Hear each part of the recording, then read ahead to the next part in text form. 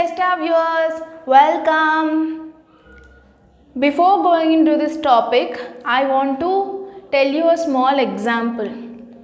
We are unique from everybody. Yes or no? One individual has different ideology from another.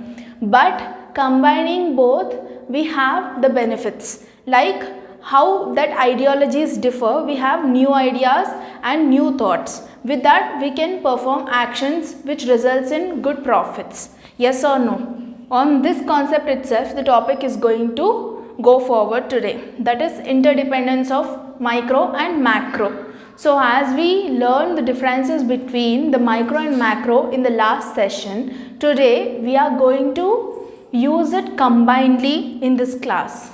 So here the topic comes that micro and macro both are itself very important. Neither the micro or macro can be ignored.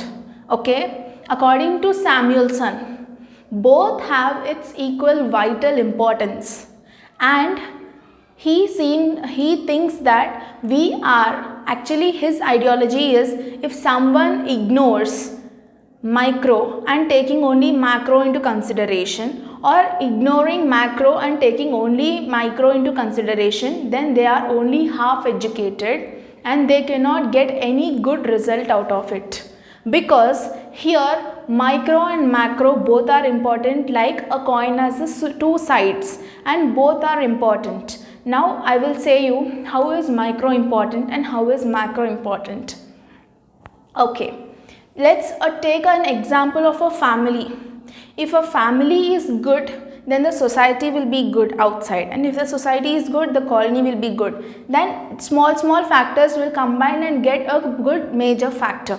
Yes or no? In the same way, the microeconomic factors like small demand, if you have to compare a product, a service and its price, then knowing a commodity or a demand for that commodity or supply is not important.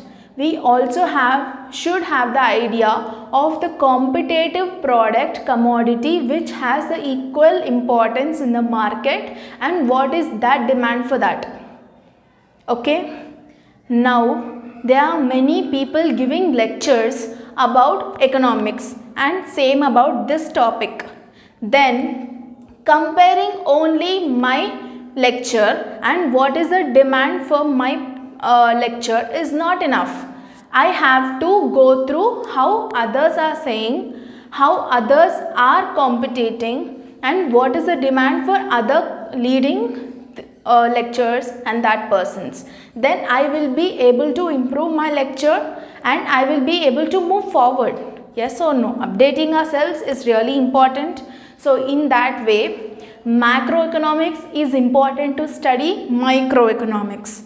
And here, and it is another part like microeconomics, here we have discussed what macroeconomics is important to study microeconomics. Here we have dealt with that scenario, like taking a small price of a commodity as an example. Now I am saying to study macroeconomics, microeconomics is also important. Okay, first we have studied macro to micro. Now we are studying micro to macro or macro for micro and micro for macro. Okay, this is better. So micro, how it is important to macro. So when you are able to understand and solve a small individual problems, then only you can understand and take a lead for a big problems in the nation. Yes or no? In that way, microeconomics is helpful to study macroeconomics. Yes or no? Did you understand the difference and the link between those two?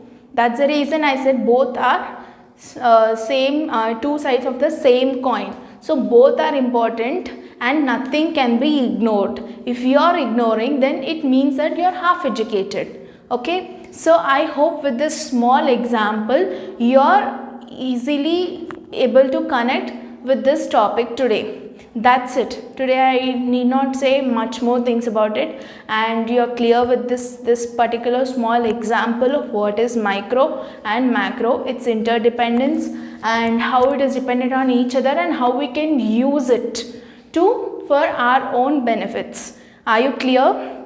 I hope I made relevant to this topic, and if you are connected to my class, then kindly like, share and subscribe to Shrestha.